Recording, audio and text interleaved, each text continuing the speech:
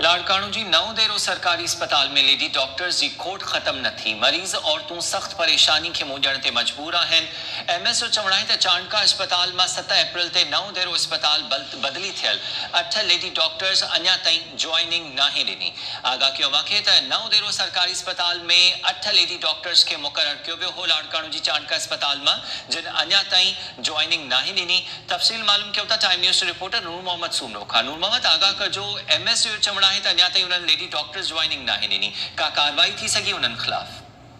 जी बिल्कुल, नओं दरो अस्पताल में डॉक्टरनि जी खोट अञा ताईं ख़त्म न थी सघी आहे। 4 अप्रैल ते पीपी चेयरमैन बिलावल भुट्टो ज़रदारी के पीपी अॻुवाणनि तौफ़ीक़ भुट्टो, ख़ालिद करीम मंगरो ऐं ॿियनि शिकायतूं कयूं त अस्पताल में डॉक्टरनि दवाउनि समय ते काफ़ी खोट आहे, जंहिं करे पूरे करण जे लाइ PP chairman Bilawal Bhutto Zardari MPA Qasim Siraj Soomro खे हिदायतूं जारी कयूं त अस्पताल जो दौरो करे उन खोट के खत्म कयो वञे।